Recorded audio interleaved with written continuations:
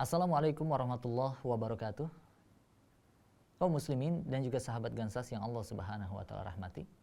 Segala puji hanya milik Allah Subhanahu wa taala, Rabb semesta alam, dan salawat serta salam untuk Rasulullah sallallahu alaihi wasallam beserta para sahabat, keluarganya, dan mudah-mudahan kita termasuk bagian dari umatnya yang mendapatkan syafaat beliau di yaumil qiyamah kelak. Insyaallah kita akan lanjutkan peristiwa perang Badar pada sesi yang ketiga ini. Ya. Yang mana sebelumnya, di sesi sebelumnya kita telah membahas bahwa pasukan musyrikin Quraisy sudah bersiap-siap untuk menghadang pasukan kaum muslimin. Begitu juga dengan kesiapan kaum muslimin untuk menghadapi pasukan musyrikin Quraisy. Yang mana pihak yang ketiganya, yaitu kafilah dagang Abu Sufyan, ini sudah berlari atau menghindari pertempuran. Ya, mereka mencari jalur di pesisir pantai supaya bisa tiba di Mekah. Maka tinggal dua pihak saja antara pasukan musyrikin Quraisy dengan pasukan kaum muslimin. Nah, setelah kaum muslimin mengadakan rapat penting dan telah disepakati bahwa mereka akan menghadapi pasukan musyrikin Quraisy, ya, maka di sini pasukan kaum muslimin belum mengetahui berapakah jumlah pasukan musyrikin Quraisy yang keluar untuk menghadang mereka. Oleh karenanya Nabi Shallallahu Alaihi Wasallam mengutus intelijennya. Ya, di antara intelijen itu adalah sahabat-sahabat terbaik Nabi Shallallahu Alaihi Wasallam. Maka dari intelijen ini mereka berhasil menangkap 2 orang dari kalangan budak, ya, di antara budak-budaknya kaum musyrikin Quraisy. Ya. Ketika ditangkap 2 budak ini, mereka ditanya tentang jumlah pasukan kaum musyrikin Quraisy. Ada berapa jumlah pasukannya? Mereka jawab nggak tahu. Kita nggak ngitung, ya, karena memang jumlahnya sangat banyak, gitu ya. Namun di sini juga kita bisa melihat kecerdasan Rasulullah Shallallahu Alaihi Wasallam. Ya. Ketika beliau menanyakan jumlah kaum musyrikin Quraisy itu berapa, jumlah kekuatan mereka, ya, alat-alat tempur yang dibawa itu apa saja, jelas mereka hanya seorang budak yang mereka nggak tahu apa-apa. Mereka nggak bisa mengukur kekuatan, mengukur pasukan.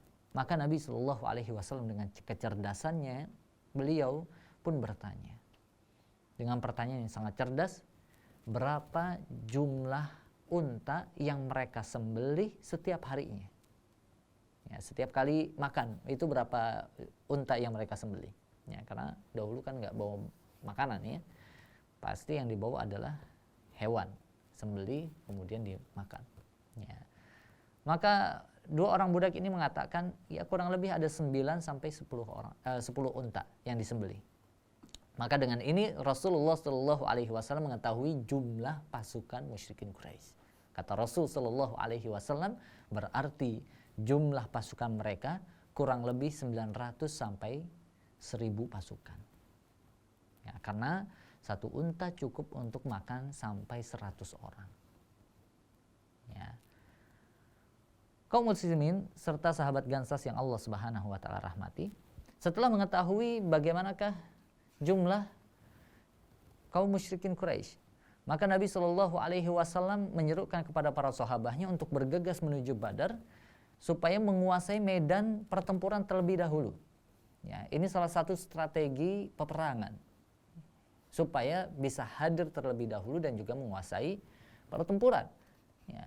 Oleh karenanya Nabi Shallallahu Alaihi Wasallam, ya, langsung menempatkan dirinya dan membuat pos komando di salah satu sumur dari sumur-sumur Badar. Karena kalau di Badar, ya, dahulu itu masih banyak sumur-sumur dan itu pun terbengkalai, gitu ya.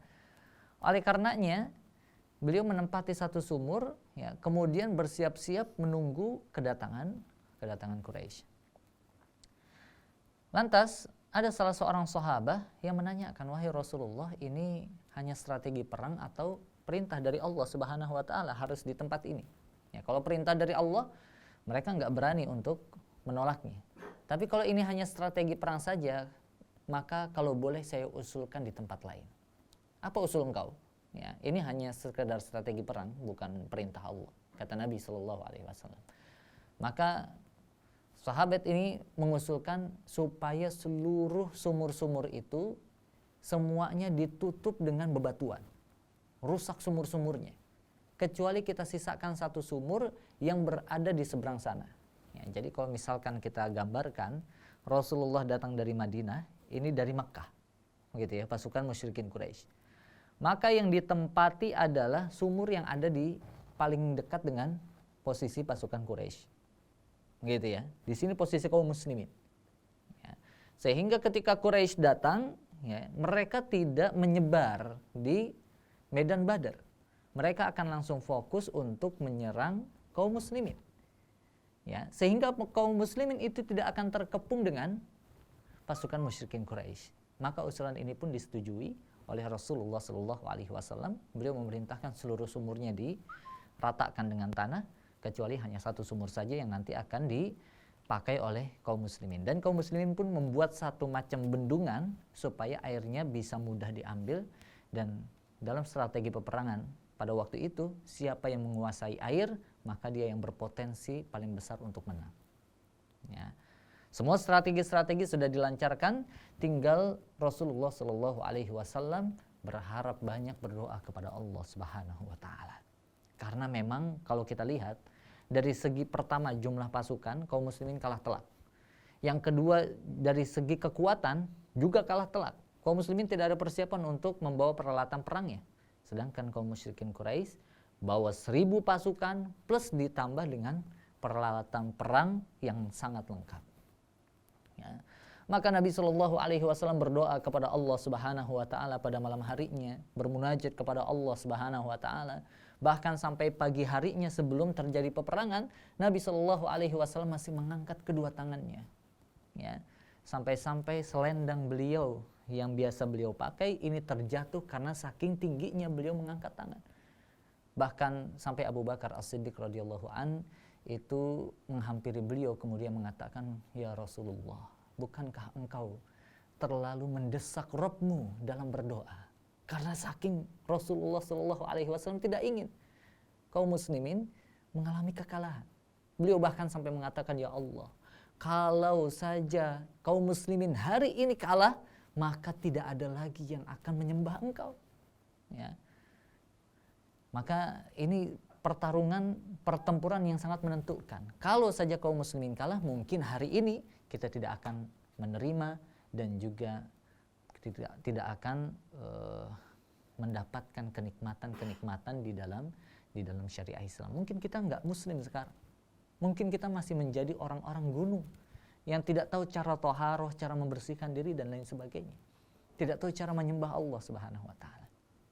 Ya. Akhirnya datanglah pasukan musyrikin Quraisy dan juga kaum muslimin di dalam Badar. Bertemulah kedua pasukan ini.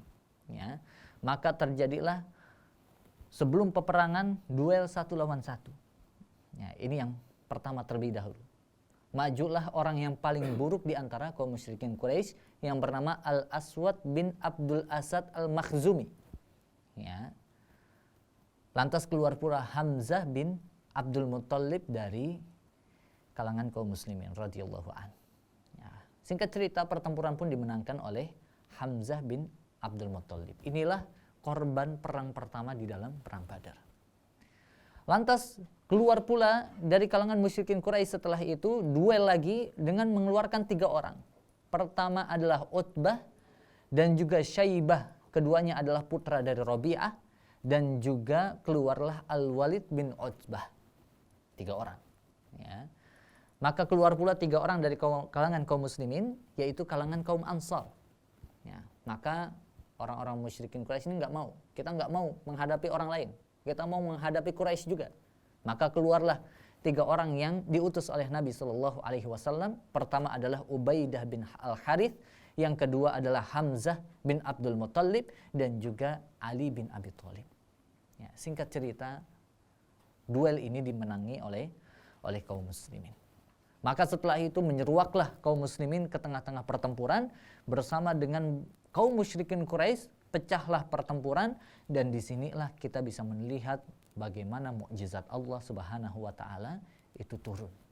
Ya, apa itu? Insya Allah nanti kita akan bahas pada sesi yang berikutnya. Ya, bagaimana pertempuran perang Badar terjadi dan juga akhir dari perang Badar. Ya, dari sini kita bisa mengambil kaum muslimin yang dirahmati oleh Allah Subhanahu wa taala serta sahabat Ganzas satu ibarah, satu pelajaran berharga bahwa para sahabat ridwanullahu alaihim ajmain begitu sangat antusias dan juga begitu sangat ingin memuliakan dan juga memenangkan Islam. Seharusnya begitu pula dengan kita. Ya, bahkan di bulan Ramadan mereka rela untuk berhadapan dengan kaum musyrikin Quraisy di medan-medan pertempuran. Maka jangan sampai di bulan Ramadan yang mulia ini kita malah bermalas-malasan, tidak beramal soleh, ya, dengan alasan sedang puasa. Ya, padahal dahulu para sahabat meskipun bulan Ramadan mereka tetap untuk bersemangat dan juga tetap untuk hirs, ya, membela Islam dan juga Rasulullah Shallallahu Alaihi Wasallam. Maka hari ini kita harus membela Islam pula dengan banyak-banyak beramal soleh, banyak-banyak bertakarrub kepada Allah Subhanahu Wa Taala, berjuang di jalan Allah Subhanahu Wa Taala. Barakallahu fikum. Kurang lebihnya mohon maaf. Insyaallah kita akan lanjutkan di kesempatan yang akan datang. Subhanakallahumma wa bihamdik asyhadu an la ilaha illa anta astaghfiruka wa atubu ilaik. Wassalamualaikum warahmatullahi wabarakatuh.